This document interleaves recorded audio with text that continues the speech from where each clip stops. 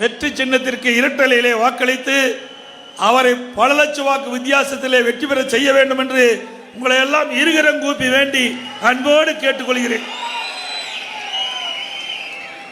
இன்றைய தினம் பல அரசியல் கட்சிகள் கச்சத்தீவு பிரச்சனை பற்றி பேசிக் கொண்டிருக்கின்றார்கள். எண்ணி பார்க்க வேண்டும். 1974ஆம் ஆண்டு மத்தியிலே காங்கிரஸ் ஆட்சி, மாநிலத்திலே திமுக ஆட்சி. மத்தியிலும் மாநிலத்திலும் காங்கிரசும் திமுகவும் ஆண்டு கொண்டிருந்தன. 1974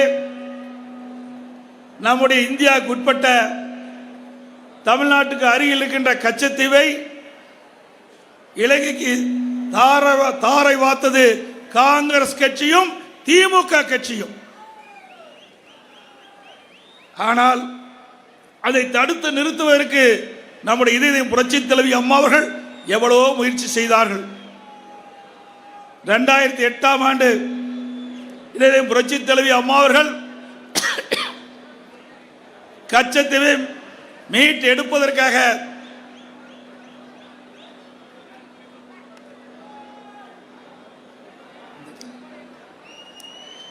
எடுப்பதற்காக உச்ச நீதிமன்றத்தில் அம்மாவே வழக்கு தொடர்ந்தார்கள். அந்த வழக்கு நடைபெற்றுக் கொண்டிருந்தது.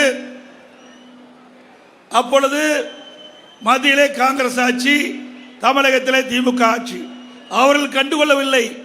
ஆனால் கச்சத்தீவை மீட்டெடுக்க வேண்டும் என்று நம்முடைய இதயம் புரட்சி தலைவி அம்மா அவர்கள் அந்த முயற்சி எடுத்தார்கள். 2011ஆம் ஆண்டு வருவாய்த்துறையின் மூலமாக அம்மா போட்ட வழக்கிலே அதை இணைக்கப்பட்டது. 2014 மத்தியிலே ஆட்சி மாற்றம், பாரதிய ஜனதா கட்சி ஆட்சிக்கு வந்தது. மாண்பு அம்மா அவர்கள் கச்சத்தீவை மீண்டும் தமிழ்நாட்டு இந்தியாவோடு இணைக்க வேண்டும் என்று பிரதமர் அவர்களுக்கு கடிதம் எழுதினார்கள். பிறகு பாரத பிரதமர் அவர்களை நேரிலே சந்தித்து கோரிக்கை வைத்தார்கள். கச்சத்தீவை மீண்டும் இந்தியாவுடன் இணைக்கப்பட வேண்டும், தமிழக மீனவர்கள் பாதிக்கப்படுகிறார்கள், அதை நிறைவேற்ற வேண்டும் என்று அம்மா அவர்கள் பிரதமரிடத்திலே கோரிக்கை வைத்தார்கள். ஆனால் மத்திய அரசு செவிசாய்க்கவில்லை. இப்பொழுது மத்தியிலே ஆட்சி செய்கின்றவர்களும் இங்கே இருக்கின்ற பாரதிய ஜனதா கட்சி தலைவர்களும் கச்சத்தீவை பற்றி பேசிக் கொண்டிருக்கின்றார்கள். அவர்களுக்கு பேசுவதற்கு என்ன இருக்கின்றது என்று தெரியவில்லை. 10 ஆண்டு காலமாக இது கிடப்பிலே போட்டுவிட்டு இதயம் புரட்சி தலைவி அம்மா அவர்கள் அன்றைய பாரத பிரதமர் திரு நரேந்திர மோடி அவர்களுக்கு கடிதம் எழுதியிருக்கிறார். அன்றைய பாரத பிரதமர் திரு மோடி அவர்களிடத்திலே நேரடியாக கச்சத்தீவை இந்தியாவுடன் இணைக்கப்பட வேண்டும் என்று கோரிக்கை வைக்கின்றார்கள். ஆனால் அதற்கு தீர்வு காணவில்லை. இன்றைக்கு அரசியல் சூழ்நிலையின் காரணமாக வருகின்ற தேர்தலிலே வாக்குகளை பெற வேண்டும் என்ற அடிப்படையிலே அரசியல் ஆதாயம் தேடுவதற்காக இன்றைக்கு கச்சத்தீவு பிரச்சனையை எடுத்திருக்கின்றார்கள்.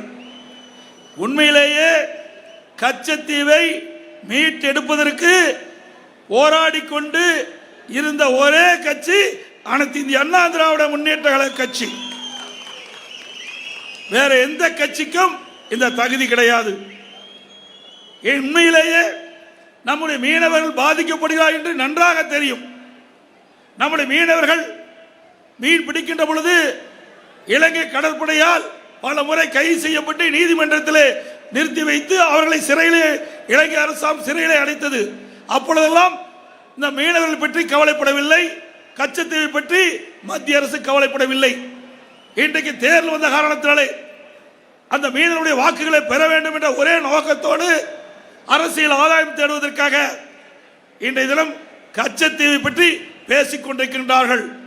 உண்மையிலேயே அவர்கள் மீனவர்களுக்கு நன்மை செய்ய வேண்டும் என்று சொன்னால் அவர்கள் அதிமுக அரசு இன்றைக்கு வருவாய்த்துறை வழக்கு இருந்து கொண்டிருக்கின்றது உச்சநீதிமன்றத்திலே.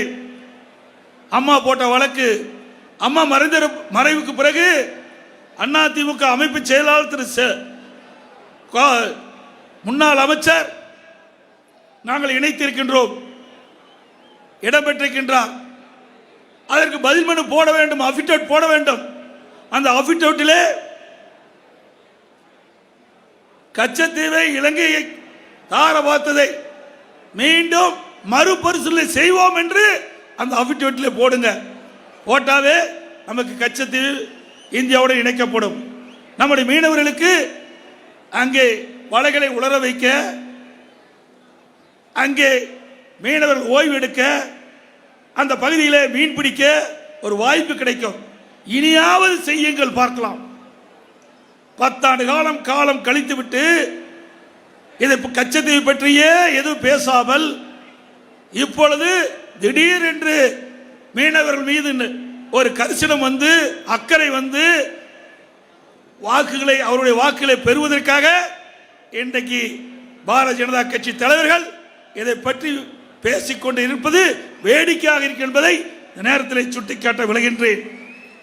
இன்றைக்கு விடியா திமுக அரசு பொறுப்பேற்று 3 ஆண்டு காலம் ஆகிறது. இந்த 3 ஆண்டு காலத்தில் தமிழ்நாட்டு மக்களுக்கு என்ன நன்மை செய்திருக்கிறார் என்பதை நீங்கள் எண்ணி பார்க்க வேண்டும். எந்த நன்மையும் செய்யவில்லை. இன்றைக்கு இவர்கள் ஆட்சி பொறுப்பேற்ற பிறகு சட்ட ஒழுங்கு அடியோடு சீர்குலைந்து விட்டது, சீர்கெட்டு விட்டது. எங்கே பார்த்தாலும் கொலை, கொள்ளை, திருட்டு, வழிப்பறிவு, பாலியல் வன்கொடுமை அன்றாட நடந்து கொண்டிருக்கின்ற செய்தியை ஊடகத்திலும் பத்திரிகையிலும் பார்க்கின்றோம். அதை தடுத்து நிறுத்த இந்த அரசுக்கு திறமை இல்ல. ஒரு பொம்மை முதலமைச்சர் தமிழகத்தை ஆண்டு கொண்டிருக்கின்றார். திறமையற்ற முதலமைச்சர் தமிழகத்தை ஆண்டு கொண்டிருக்கின்றார். அதனால சட்ட ஒழுங்கை பாதுகாக்க முடியவில்லை. அதோடு போதைப் பொருள் விற்பனை எங்க பார்த்தாலும் தாராளமாக போதைப் பொருள் விற்பனை, கஞ்சா விற்பனை அமோகமாக நடந்து பெற்றுக் கொண்டிருக்கின்றது. இதனால படிக்கின்ற மாணவர்கள், கல்லூரி இளைஞர்கள் கடுமையாக பாதிக்கப்படுகிறார்கள். நாம் பெற்றெடுத்த குழந்தைகள் இந்த போதைப் பொருளுக்கு அடிமையாகி நம் கண் முன் சீரழிகின்ற காட்சி இந்த விடியா திமுக ஆட்சியிலே பார்க்கின்றோம். ஆக இந்த ஆட்சியை விரைவில் வீட்டுக்கு அனுப்புகின்ற நிலை வந்துவிட்டது. இந்த நாடாளுமன்ற தேர்தல் மூலமாக வாக்கின்ற ஆயுதத்தை பயன்படுத்தி மக்கள் இப்படிப்பட்ட அரசுக்கு இந்த தேர்தலில் தகுந்த பாடத்தை வாக்காளர் பெருமக்கள் புகட்ட வேண்டும். இன்றைக்கு திமுக அது ஒரு குடும்ப கட்சியாக மாறிவிட்டது, அது ஒரு கார்ப்பரேட் கம்பெனியாக மாறிவிட்டது. அந்த குடும்ப உறுப்பினர்கள் தான் ஆட்சி அதிகாரத்துக்கு வர வேண்டும். அந்த குடும்ப உறுப்பினர்கள் தான் அந்த கட்சியிலே முன்னிலைப்படுத்துவார்கள். திரு கருணாநிதி, அதற்கு பிறகு ஸ்டாலின், அதற்கு பிறகு உதயநிதியை அறிமுகம் செய்து கொண்டிருக்கின்றார்கள். அது நடக்காது. இன்னைக்கு இந்திய நாடு ஒரு ஜனநாயக நாடு. இந்த ஜனநாயக நாட்டில் யார் வேணாலும் எந்த பொறுப்புக்கும் வரலாம். அப்படிப்பட்ட நாட்டில் மன்னர் ஆட்சி போல திமுக தலைவர் திரு கருணாநிதி குடும்பம் இன்றைக்கு செயல்பட்டு கொண்டிருக்கின்றது. அதை மக்கள் சிந்தித்து பார்க்க வேண்டும். அனைத்து இந்திய அண்ணா திராவிட முன்னேற்ற கழகம் வெற்றி பெற்று வந்தா இந்த தமிழ்நாட்டை காப்பாற்ற முடியும். இல்லாவிட்டால் இந்த தமிழ்நாட்டை ஆண்டவனால கூட காப்பாற்ற முடியாது. ஏன்னா தமிழ்நாட்டில் மன்னர் ஆட்சி, அரசு பரம்பரை போல திமுக குடும்பத்தில் இருக்கின்றவர்கள் தொடர்ந்து ஆட்சி அதிகாரத்துக்கு வந்தால் நாடு தாங்காது. ஏனென்றால் இவர்கள் ஆட்சிக்கு வந்தவுடன் எல்லா துறைகளிலும் ஊழல் துறை இல்லாத துறையே கிடையாது. ஊழல் மலிந்த அரசாங்கம் விடியா திமுக அரசாங்கம். இதை தடுத்து நிறுத்த வேண்டும் என்றால் இந்த தேர்தலிலே நம்முடைய வெற்றி வேட்பாளர் வெற்றி பெற வேண்டும். அது மட்டுமல்ல, அண்மையிலே நீங்கள் பத்திரிகையிலையும் ஊடகத்திலையும் பார்த்திருப்பீங்க, திமுக கட்சியை சேர்ந்த ஒரு அயலக அணி துணை அமைப்பாளர் வெளிநாட்டுக்கு போதைப் பொருள் கடத்துவதாக மத்திய போதைப்பொருள் தடுப்பு அதிகாரிகள் அவரை கைது செஞ்சு சிறையில் அடைச்சிருக்கிறாங்க. அந்த வெளிநாட்டுக்கு போதைப்பொருள் 2000 கோடி மதிப்புள்ள போதைப் பொருளை இன்றைய தினம் அவர்கள் கண்டுபிடித்திருக்கின்றார்கள்.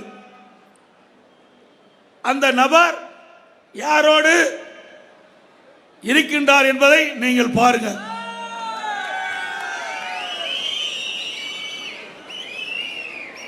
யாரோடு இருக்கிறாங்க சொல்லுங்க, பேச மாட்டேங்கிறீங்க. இது யாரோடு இருக்கிறாங்க? நல்ல சவுண்டா பேசுங்க தம்பி. ஆக இப்படி இருக்கின்ற பொழுது போதைப் பொருள் எப்படி ஒழிக்க முடியும்?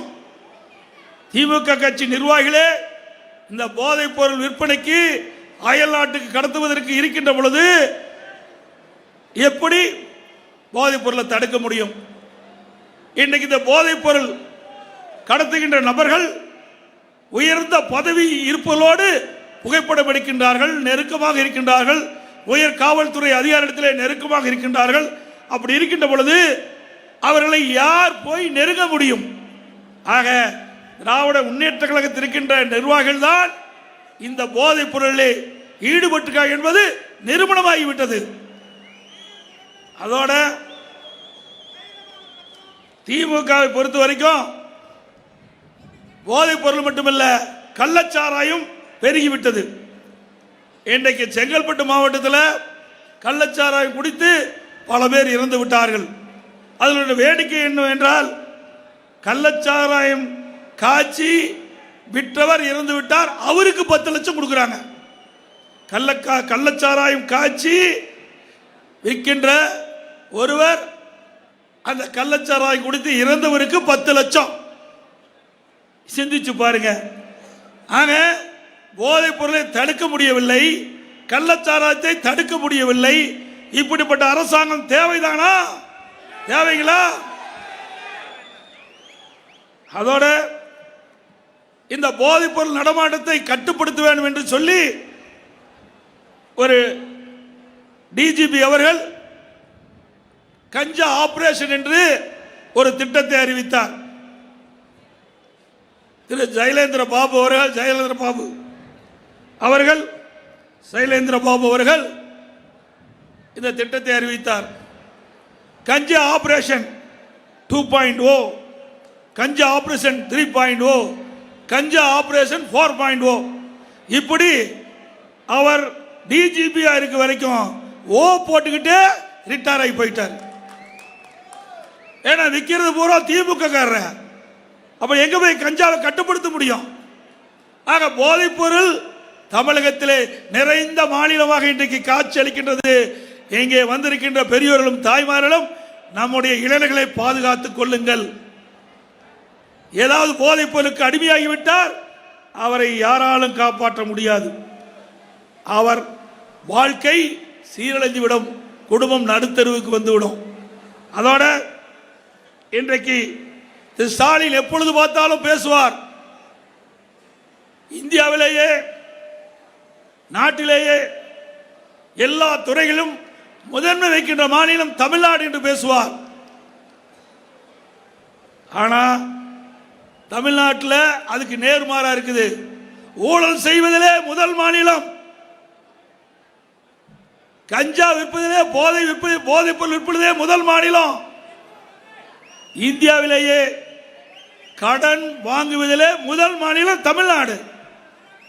ஆக இப்படி இதில்தான் தமிழ்நாடு முதன்மை மாநிலமா இருக்குது.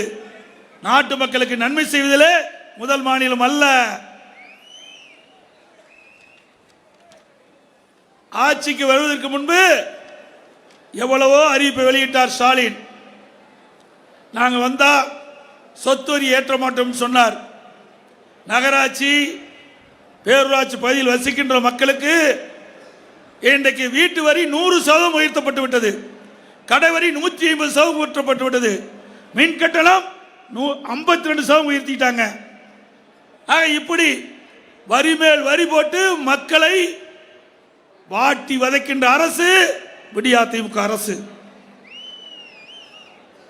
அதோடு கட்டுமான பொருட்கள் விலை, சிமெண்ட் விலை அண்ணா திமுக ஆட்சியில் கிட்டத்தட்ட 190 ரூபாய்க்கு விற்பனை செஞ்சிட்டு இருந்தது. இன்னைக்கு ஒரு மூட்டை விலை, ஒரு மூட்டை சிமெண்ட் விலை 360 ரூபாய். ஜல்லி விலை உயர்ந்து போச்சு, செங்கல் விலை உயர்ந்து போச்சு, கம்பி விலை உயர்ந்து போச்சு, கட்டுமான பொருட்கள் விலை விண்ணை முட்டுகிற அளவுக்கு உயர்ந்து போச்சு. தேர்தல் அறிக்கையில் சொல்லியிருந்தாங்க, கட்டுமான பொருட்கள் விலை உயர்கின்ற பொழுது அத்தியாவசிய பட்டியலில் சேர்க்கப்பட்டிருக்கிறது, விலை குறைப்பதற்கு நடவடிக்கை எடுப்போம் என்று சொன்னாங்க. நான் சட்டமன்றத்திலையும் பேசினேன், அண்ணன் KPM அவர்களும் பேசுறாங்க. ஆனால் இன்று வரை விலை குறைக்கவில்லை. இதனால வீடு கட்டுவோர் கனவுல வீடு கட்டிக்கலாம், நனவுல வீடு கட்ட முடியாது. அப்படிப்பட்ட ஒரு ஆட்சி விடியா திமுக ஆட்சி. அதோட 2021 சட்டமன்ற தேர்தல் போது திமுக அறிக்கை 520 அறிவிப்பு வெளியிட்டார். ஏற்கனவே அண்ணன் சொன்ன மாதிரி அதில் 10% அறிவிப்பு தான் நிறைவேற்றுகிறாங்க. மீதி 90% அறிவிப்புகள் இதுவரைக்கும் நிறைவேற்றப்படவில்லை. இன்னைக்கு 100 நாள் வேலை திட்டத்தை 150 நாளாக உயர்த்துன்னு சொன்னாங்க. உயர்த்திருக்காங்களாமா? எனக்கு முன்னாலே அண்ணன் சொன்னாரு, கேஸ் சிலிண்டர் மானியம் 100 ரூபா குறைப்பு இருக்காங்க, குறைச்சாங்களா? சக்கரை குடும்ப அட்டைக்கு 1 கிலோ இருந்து 2 கிலோவாக உயர்த்தப்படும் சொன்னாங்க, உயர்த்திருக்காங்களா? பெட்ரோல் டீசல் விலை குறைக்குன்னு சொன்னாங்க, பெட்ரோலுக்கு மட்டும் 3 ரூபா குறைச்சாங்க, டீசலுக்கு குறைக்கல. இதனால விவசாயிகள் பயன்படுத்துகின்ற பம்பு செட்டுகள், அதோட விவசாயிகள் பயன்படுத்துகின்ற டிராக்டர்கள், இதையெல்லாம் கூடுதல் விலை போட்டு தான் டீசல் பயன்படுத்தி வேளாண் பணி மேற்கொள்ள முடியும். லாரிகள் இந்த டீசல் உயர்வுனால லாரியுடைய வாடகை உயர்ந்து போச்சு, இதனால பொருட்களுடைய விலை உயர்ந்து போச்சு. ஆக டீசல் உயர்ந்தா அத்தியாவசிய பொருட்களுடைய விலை தானா உயரும். இப்படி இந்த விடியா திமுக ஆட்சி பொறுப்பேற்ற பிறகு எல்லா வகையிலும் விலை உயர்ந்திருக்கின்றது. ஆகவே நாங்கள் தொடர்ந்து வலியுறுத்தி கொண்டிருக்கின்றோம், மத்திய அரசு டீசல் விலையும் பெட்ரோல் விலையும் குறைக்கப்பட வேண்டும். வெளிநாட்டிலிருந்து கச்சா எண்ணெய் இறக்குமதி செய்யறாங்க, இறக்குமதி செய்கின்ற அந்த கச்சா எண்ணெயினுடைய விலை மிக மிக குறைவு. ஆனால் அதுக்கு 70% வரி போட்டு இன்றைய தினம் இந்தியாவில் அதிகமான விலைக்கு விற்கக்கூடிய சூழ்நிலை மத்திய அரசினால் வந்துள்ளது. மாநில அரசு விலை குறைக்கல. மாநில அரசை பொறுத்த வரைக்கும் அவர்களும் வரி போடுறாங்க.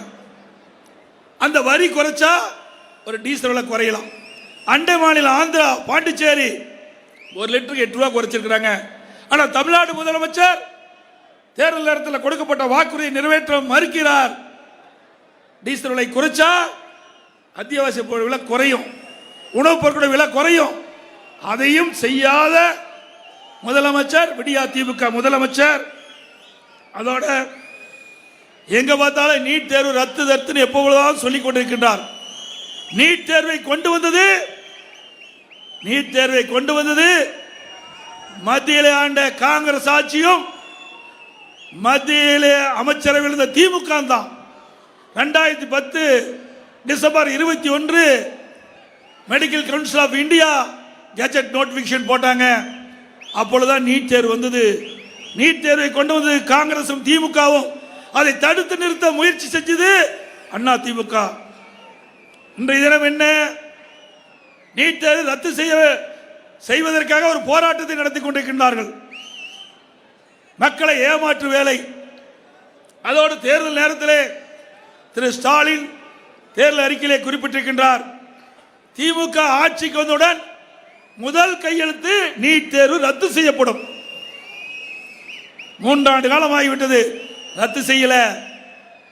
திரு உதயநிதி ஸ்டாலின் பேசுகிறார், நீட் தேர்வை ரத்து செய்வதற்கு எங்களிடத்தில் ரகசியம் இருக்கு என்று சொல்கிறார். இதுவரைக்கும் ரகசியத்தை வெளிப்படுத்தவே இல்லை. ஆக மக்களை தந்திரமாக ஏமாற்றுகின்ற ஒரே கட்சி திமுக கட்சி. ஆனா அண்ணா திமுக அப்படி அல்ல. கொடுக்கப்பட்ட வாக்குறுதி முழுவதும் நிறைவேற்றுகின்ற ஒரே கட்சி, ஒரே அரசாங்கம் அண்ணா திமுக அரசாங்கம் ஒன்றுதான். இந்த பகுதி வேளாண் பகுதி, தொழிற்சாலை நிறைந்த பகுதி, வேளாண் பெருமக்கள் நிறைந்த பகுதி, தொழிற்சாலை நிறைந்த பகுதி. இரண்டிலுமே அதிமுக அரசு அதிகமாக கவனம் செலுத்துது. வேளாண் பெருமக்கள் அவர்களுக்கு தேவையான வருமானத்தை ஈட்ட வேண்டும், அதற்கு உண்டான நடவடிக்கை. வேளாண் தொழிலாளிகளுக்கு தேவையான திட்டங்கள் கொடுப்பது. அதே போல தொழிற்சாலைகள், புதிய புதிய தொழிற்சாலைகள் தமிழகத்துக்கு வர வேண்டும், படித்தொழிலுக்கு வேலைவாய்ப்பு கிடைக்க வேண்டும், அதிலே முழு கவனம். ஆக இரண்டிலுமே இந்த மாவட்டத்திற்கு தனி கவனம் செலுத்திய அரசாங்கம் அதிமுக அரசாங்கம், அதிமுக கட்சி. புரட்சி தலைவி அம்மா இருக்கின்ற பொழுது 2015 தொழில் முதலீட்டாளர் மாநாட்டை நடத்தினாங்க. 2,62,200 கோடி தொழில் முதலீட்டை ஈர்த்தாங்க.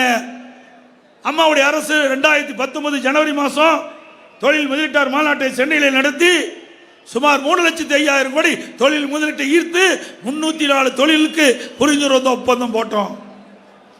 அதிமுக அரசு போட்ட புரிந்துணர்வு ஒப்பந்தம் தான் இப்போ அந்த பணியெல்லாம் நடந்துகிட்டு இருக்குது. இதனால பல லட்சம் இளைஞர்களுக்கு வேலை வாய்ப்பு கிடைக்குது. இது அதிமுக அரசுடைய சாதனை. இதே திமுக அரசும் தொழில் முதலீட்டாளர் மாநாட்டை நடத்தினாங்க. பல லட்சம் கோடிக்கு தொழில் முதலீட்டை ஈர்த்ததாக பத்திரிகை விளம்பரம். நாங்கள் வெள்ளை அறிக்கை கேட்டோம். தமிழ்நாட்டில் என்னென்ன புதிய தொழில் வருகிறது, அதனால் எவ்வளவு வேலை வாய்ப்பு கிடைக்கும் அப்படின்னு ஒரு வெள்ளை அறிக்கை கேட்டோம். இதுவரைக்கும் வெளியிடவே இல்லை. அத்தனையும் பொய். அது மட்டும் இல்ல, திரு ஸ்டாலின் அண்மையிலே ஸ்பெயின் நாட்டுக்கு சென்றார் தொழில் முதலீட்டு ஈர்க்க. ஸ்பெயின் நாட்டிலேயே பொருளாதாரம் நலிவடைந்து இருக்குது. அங்க போய் தொழில் முதலீட்டாரை ஈர்க்கதாக சொல்லி நம்முடைய தமிழ்நாட்டில் இருக்கிற தொழிலதிபர்களை ஸ்பெயினுக்கு வரவழைத்து அங்கே புரிந்துணர்வு ஒப்பந்தம் போட்ட முதலமைச்சர் தான் இன்றைய முதலமைச்சர் ஸ்டாலின். எப்படியெல்லாம் மக்களை ஏமாத்துறாங்க பாருங்க. அதோட நெல்லுக்கும் கரும்புக்கும் ஆதார விலை கொடுப்புன்னு சொன்னாங்க. நெல்லுக்கு திமுக அரசு ஆட்சிக்கு குவிண்டாலுக்கு 2,500 ரூபாய் கொடுக்குறாங்க, கொடுக்கல. கரும்புக்கு ஆதார விலை 4,000 ரூபாய் கொடுக்குன்னு சொன்னாங்க, அதுவும் கொடுக்கல. ஆக அத்தனையுமே பொய். இந்த திமுக ஆட்சியில் மக்களுக்கு எந்த நன்மை கிடைக்கல.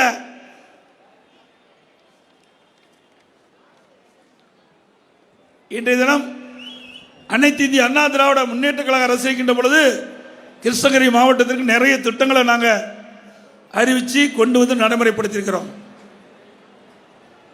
திரு ஸ்டாலின் தேர்தல் பிரச்சார கூட்டத்தில் பேசுகிறார். தருமபுரியில் திமுக வேட்பாளரை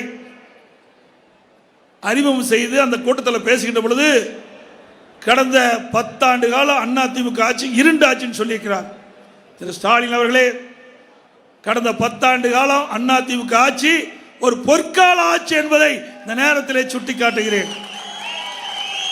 நான் ஏற்கனவே பல கூட்டத்தில் பேசியிருக்கிறேன். எந்த அடிப்படையில் அதிமுக ஆட்சி இருண்ட ஆட்சின்னு சொல்றீங்க? 3 ஆண்டுல திரு ஸ்டாலின் முதலமைச்சராகி 3 ஆண்டுல என்னென்ன திட்டங்களை கொண்டு வந்தவர் என்று நீங்கள் பட்டியலிட்டு சொல்லுங்க. கடந்த 10 ஆண்டுகள் அனைத்து இந்திய அண்ணா திராவிட முன்னேற்ற கழக ஆட்சி நடைபெறும் பொழுது என்னென்ன திட்டங்களை நாங்கள் நாட்டு மக்களுக்கு கொண்டு வந்திருக்கின்றோம் என்பதை நாங்கள் பட்டியலிட்டு சொல்கிறோம். இதுவரைக்கும் பதிலே இல்லை. ஏன்னா அவருக்கு தெரிஞ்சாதானே சொல்றதுக்கு. ஆனால் அதிமுக ஆட்சியிலே இந்த மாவட்டத்தில் நடைபெற்ற பணிகள் சிலவற்றை இந்த நேரத்தில் சுட்டிக்காட்ட விளைகின்றேன். அம்மாவின் அரசு 2019ஆம் ஆண்டு மின்சார கொள்கை என்று உருவாக்கப்பட்டு இன்றைக்கு அந்த மின்சார கொள்கையின் மூலமாக இந்த மாவட்டத்திலே புதிய தொழில் தொடங்க அதிமுக அரசு நடவடிக்கை எடுக்கப்பட்டது. அதனால் ஒசூரில் எர்த்தர் எனர்ஜி நிறுவனம், போச்சம்பள்ளியில் ஓலா நிறுவனம் மின்சார இருசக்கர வாகன உற்பத்தியை அதிமுக அரசு அறிவிக்கப்பட்ட அந்த திட்டத்தின் மூலமாக இந்த தொழிற்சாலை வந்தது. அதிமுக அரசு பல ஆயிரம் பேருக்கு வேலை வாய்ப்பு கிடைக்குது. அதே போல இன்றைக்கு கிருஷ்ணகிரி பெங்களூர் தேசிய நெடுஞ்சாலை பிரம்மாண்டமான கட்டடம் நீங்க வரும்போது பார்த்துருப்பீங்க. அந்த கிருஷ்ணகிரி பெங்களூர் தேசிய நெடுஞ்சாலையில் போலுப்பள்ளியில் இந்த மாவட்ட மக்களுடைய கோரிக்கை அண்ணன் KP முனுசாமி மாவட்ட செயலாளர் சட்டமன்ற உறுப்பினருடைய கோரிக்கை ஏற்று அம்மாவுடைய அரசு மருத்துவக் கல்லூரி மருத்துவமனையோட அங்கே 350 கோடியில் கட்டித்தது. இது சாதனை அல்லவா? 350 கோடிங்க. இன்னைக்கு தனியார் மருத்துவமனைக்கு விட கூடுதலான வசதி கூட நாங்கள் மருத்துவமனை கட்டி கொடுத்துருக்கிறோம். அங்கே அறுவை சிகிச்சை செய்ய நவீன கருவிகள் வாங்கி கொடுத்துருக்கிறோம். பிரம்மாண்டமான மருத்துவமனை அங்கே போய் பார்த்துட்டு வாங்க. எந்த அளவுக்கு அனைத்து இந்திய அண்ணா திராவிட முன்னேற்ற கழக ஆட்சியில் இந்த திட்டத்தை நாட்டு மக்களுக்கு அர்ப்பணித்திருக்கிறோம் என்பது உங்களுக்கு தெரியும். ஆனால் கொண்டு வந்தது நாம, கட்டினது நாம, திறந்து வச்சது ஸ்டாலின், திறந்து வச்சது ஸ்டிக்கர் ஒட்டது ஸ்டாலின். அவர் பேசுறார் அண்ணா திமுக ஆட்சி இருண்டாச்சுன்னு. அதே போல ஒசூர் நகராட்சியை மாநகராட்சி ஆக்கியதும் அண்ணா திமுக. ஒசூர் மாநகராட்சி உள்ள அரசு மருத்துவமனையை மாவட்ட மருத்துவமனையாக தரம் உயர்த்தப்பட்டதும் அண்ணா திமுக. கிருஷ்ணகிரி கேஆர்பி அணை அதில் இருக்கிற சட்டரெல்லாம் பழுதாகி போச்சு. அதை 20 கோடி மதிப்பீட்டில் அந்த 8 சட்டரும் புதுப்பித்தது அதிமுக அரசாங்கம். அதிமுக அரசாங்கம் இந்த கிருஷ்ணகிரி நாடாளுமன்ற தொகுதி கிருஷ்ணகிரி மாவட்டத்தில் நிறைய திட்டங்களை நிறைவேற்றிக்கிறோம். பரூரில் புதிதாக அரசு மகளிர் கலை மற்றும் பொறியியல் கல்லூரி திறக்கப்பட்டது. ஒசூரில் புதிய அரசு கலைக்கல்லூரி துவக்கப்பட்டது. கிளமங்கத்தில் புதிய அரசு பாலிடெக்னிக், ஊத்தங்கரையில் புதிய அரசு பாலிடெக்னிக் கல்லூரி, கோடமாண்டப்பட்டியில் புதிய சுகாதார நிலையம், அனுமந்திரத்தில் புதிய அரசு ஆரம்ப சுகாதார நிலையம், சாம்பல்பட்டியில் புதிய மேம்படுத்தப்பட்ட அரசு ஆரம்ப சுகாதார நிலையம், எட்டிப்பட்டியில் புதிய கால்நடை மருத்துவமனை, ஊத்தங்கரையில் அரசு ஒழுங்குமுறை விற்பனை கூடம், தொட்டமங்குஞ்சி, உரிகம், கரடிகள், குத்துக்கோட்டை ஆகிய இடங்களில் உயர்மட்ட பாலம் 8 கோடியில். இப்படி பல திட்டங்கள். ஒசூர் மக்களின் குடிநீர் பஞ்சத்தை போக்க 100 கோடியில் கூட்டுக்குடி திட்டம் தொடங்கப்பட்டது. அகரம், அரசம்பட்டி, பெண்ணகரளி 2 இடங்களில் பல கோடி மதிப்பீட்டில் பாலம் தடுப்பணை. தென்பெண்ணை ஆற்றின் குறுக்க 70 கோடியில் மேம்பாலம். பரூர் தாலுக்கா பருகூர் தாலுக்கா அளவு 2 கோடியில் கட்டப்பட்டுள்ளது. போச்சம்பள்ளியில் நீதிமன்ற கட்டிடம், பள்ளி வகுப்புகளை, விவசாய கிடங்கள் சுமார் 80 கோடியில் செயல்படுத்தப்பட்டுள்ளது. இப்படி பல திட்டங்கள் அனைத்து இந்திய அண்ணா திராவிட முன்னேற்ற கழக ஆட்சியிலே நிறைவேற்றப்படுகின்ற மகிழ்ச்சியான செய்தியை இந்த நேரத்தில் தெரிவிக்கிறேன்.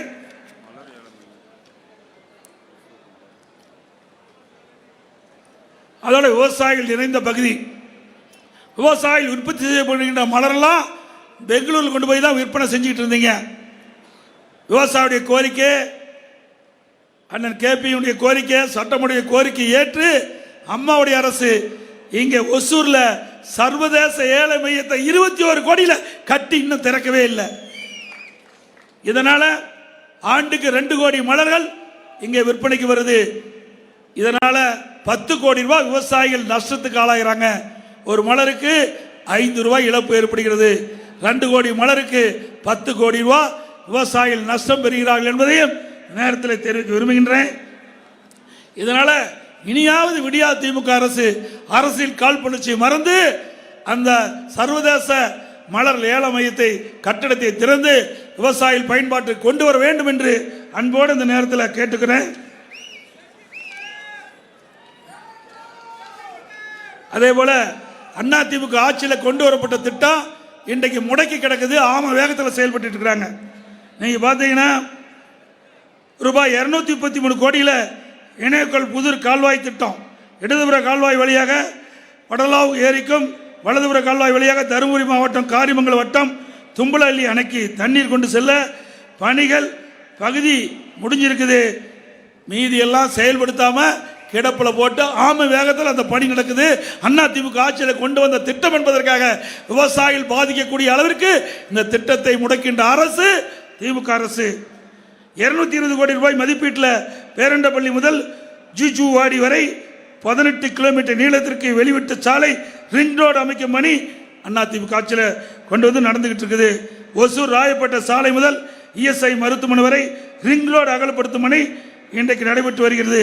மாடல் சிட்டி திட்டத்தின் கீழ் 30 கோடி மதிப்பீட்டில் மாநகராட்சி உள்ள ராமநாயக்கன் ஏரி மற்றும் கர்னூர் ஏரிகளை அழகுபடுத்தி மக்களுடைய பயன்பாட்டுக்கு கொண்டு வராமல் மெத்தனமாக இந்த அரசு செயல்பட்டு கொண்டிருக்கின்றது செய்தி நேரத்தில் சொல்லி அது மட்டுமல்ல, அதிமுக அரசு இருக்கின்ற பொழுதே நம்முடைய கர்நாடகத்திலிருந்து ஒசூர் வரை மெட்ரோ ரயில் திட்டத்தை கொண்டு வருவதற்கு முயற்சி எடுத்தோம். ஆட்சி மாற்றம் ஏற்பட்டது. இந்த விடியா திமுக அரசு கிடப்புல போட்டிருக்குது. இப்படி எண்ணற்ற திட்டங்களை கொண்டு வந்த அரசு அதிமுக அரசு. அதிமுக அரசு இருண்ட அரசு அல்ல, வெளிச்சம் கொடுத்த அரசு அதிமுக அரசு என்பதை நேரத்தில் தெரிவித்து, அருமை சகோதரர் ஜேபி அவர்களுக்கு உங்களுடைய பொன்னான வாக்கினை 2 லட்சத்திலே வாக்களித்து அவரை வெற்றி பெற செய்யுங்கள். அவர் வெற்றி பெற்று வந்தால் இந்த நாடாளுமன்ற தொகுதிக்கு உட்பட்ட பகுதியில் மத்திய அரசிலிருந்து வாதாடி போராடி உங்களுடைய பகுதி நன்மை பெற, வளர்ச்சி பெற வாக்களிப்பி இரட்டலைக்கு வாக்களிப்பி இரட்டலைக்கு என்று சொல்லி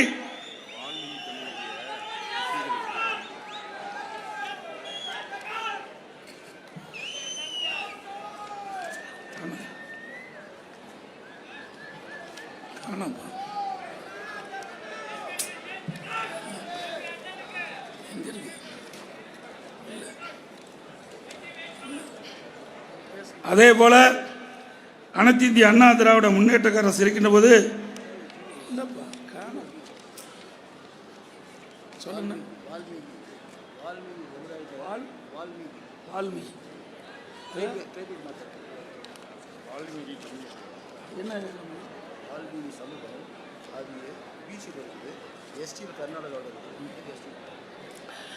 அதே போல இந்த மாவட்டத்தில் வால்மீகி அந்த சமுதாய மக்களை எஸ்டி சமுதாயத்தில் சேர்க்க வேண்டும் என்று பல ஆண்டுகளாக கோரிக்கை வைத்திருக்கின்றார்கள். அதுவும் அனைத்து இந்திய அண்ணா திராவிட முன்னேற்ற கழக வெற்றி வேட்பாளர் வெற்றி பெற்று மத்திய அரசிடம் தெரிவிக்கப்பட்டு அதிமுக ஆட்சி மலர்ந்தவுடன் அவருடைய கோரிக்கையும் நிறைவேற்றப்படும் என்ற செய்தியை சொல்லி, இங்கே பிரம்மாண்டமாக இந்த அரங்கே நிரம்பி வழிகக்கூடிய அளவிற்கு இன்றைக்கு கழக நிர்வாகிகள், தொண்டர்கள், பொதுமக்கள், வாக்காளர் மக்கள் இன்றைக்கு காட்சி அளித்தது நம்முடைய வெற்றி வேட்பாளர் வெற்றி பெற்றார் என்பதை உறுதி செய்யப்பட்டது என்ற நேரத்தில் தெரிவித்து, தமிழர் உரிமை மீட்போம், தமிழ்நாடு காப்போம். தமிழர் உரிமை மீட்போம், தமிழ்நாடு காப்போம். நான் சொல்றத உறக்கத்த குரல் சொல்ல வேணும். ஒற்றை விரலால் ஓங்கி அடிப்போம், ஒற்றை விரலால் ஓங்கி அடிப்போம், ஒற்றை விரலால் ஓங்கி அடிப்போம். வாக்களிப்போம் இரட்டலைக்கு, வாக்களிப்போம் இரட்டலைக்கு. நன்றி, வணக்கம்.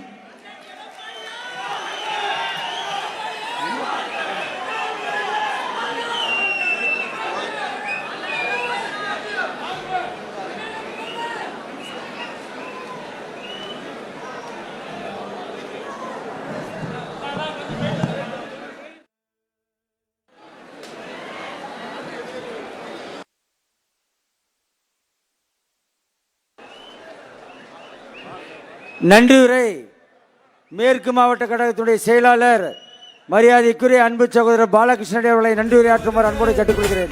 வருக வருக வருக வருக வருக வருக வருக வருக வருக மக்கள் முதல்வரே, மக்கள் முதல்வரே, வருக வருக வருக தமிழ் மண்ணின் மைந்தரே, மண்ணின் மைந்தரே, வருக வருக வருக மக்கள் முதல்வரே, மக்கள் முதல்வரே, வருக வருக வருக தமிழ் மண்ணின் புரட்சித் தலைவர் எம்ஜிஆர், புரட்சித் தலைவர் அம்மாவை வணங்கி அவருடைய பாதையில் தமிழக மக்களுக்கு 4 ஆண்டு காலம் ஒரு சிறப்பான ஆட்சி கொடுத்து தமிழக மக்கள் இதயங்களை இடம் பிடித்த அண்ணன் எடப்பாடியவர் நம்முடைய கழக வேட்பாளர் ஜேபி என்ற ஜெயபிரகாஷ் அவர்களை வெற்றி பெற செய்வதற்காக இந்த கூட்டத்தில் ஓட்டு சேகரிக்க வந்திருக்கும் அண்ணன் எடப்பாடி அவர்களுக்கும் மற்றும் இந்த விழாவிலே கலந்து கொண்டு நல்ல கருத்துக்களை வழங்கி இந்த மாவட்ட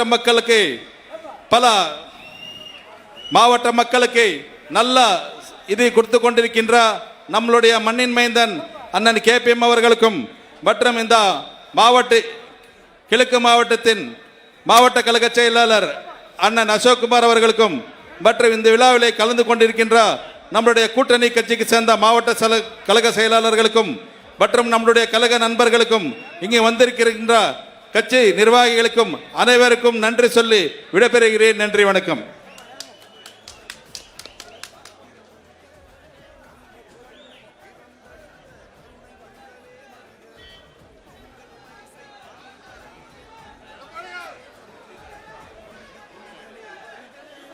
மக்களின் நெஞ்சில் நிறைந்திருக்கும் பூமி உள்ளவரை எங்கம்மா புகழே நிலைத்திருக்கும் புரட்சி தலைவி பெயர் மக்களின் நெஞ்சில் நிறைந்திருக்கும்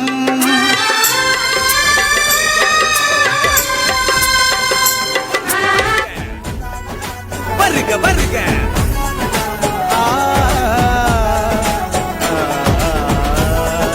வருக வருக வருக வருக அம்மாவின் நம்பிக்கை நட்சத்திரமே எதிர்காலமே வருக அடுத்த தலைமுறை வானுயர வழி